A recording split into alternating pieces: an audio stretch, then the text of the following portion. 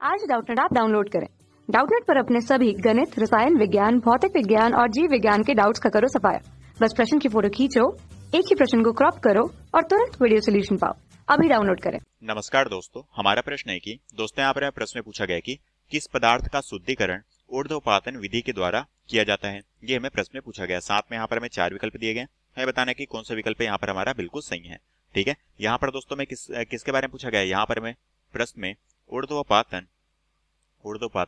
विधि के बारे में प्रश्न में पूछा गया है कि ऊर्ध्वपातन विधि के द्वारा हम किस पदार्थ के शुद्धिकरण के लिए हम ऊर्ध्वपातन विधि का प्रयोग करते हैं। ये हमें प्रश्न में पूछा गया है। तो दोस्तों हम जानते हैं कि ऊर्ध्वपातन विधि कैसे होती है। दोस्तों हम जानते हैं कि जब हम कपूर को आग में जलाते हैं तो दोस्तों कपूर क्या होता है, कपूर ठोस अवस्था में होता है। ठीक है, ये क्या होता है, ये हमारा जो कपूर है जो कि ठोस अवस्था में होता है वो सीधे क्या होता है दोस्तों, सीधे हमारे गैस अवस्था में परिवर्तित होता है। वह हमारे द्रव अवस्था में परिवर्तित नहीं होता, सीधे क्या होता है, जलता है और गैस के रूप में परिवर्तित हो जाता है। तो ये प्रक्रिया हमारी ऊर्ध्वपातन प्रक्रिया कहलाती है और इसी विधि को ऊर्ध्वपातन विधि कहते हैं।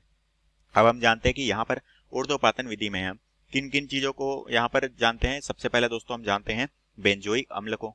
ठीक है, ये जो हमारा बेंजोइक अम्ल है ये भी एक तरह से हमारी ऊर्ध्वपातन विधि के द्वारा हम इसे प्रयोग में लेते हैं। दूसरा क्या होता है दोस्तों, दूसरा होता है हमारा कपूर, जिसका हमने यहाँ पर उदाहरण देखा। ठीक है, कपूर। इसी तरह से होता है हमारा नेफ्थलीन। ठीक है, नेफ्थलीन।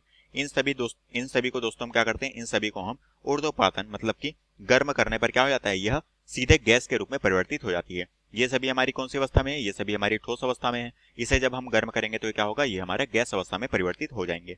ठीक है, और इस तरह से हम कार्बनिक पदार्थों को क्या करते हैं, शुद्ध करते हैं। अब हम देखते हैं कि कौन सा विकल्प सही है। पहले दिया गया बेंजोइक अम्ल, तो ये भी सही है, कपूर भी सही है, नेफ्थलीन भी सही है। तो ऑप्शन डी में हमें दिया गया है सभी, तो ऑप्शन डी हमारे यहाँ पर बिल्कुल सही होगा। ठीक है, क्योंकि ऊपर के तीनों ऑप्शन हमारे यहाँ पर सही है, तो ऑप्शन डी हमारे यहाँ पर बिल्कुल राइट आंसर हो जाएगा।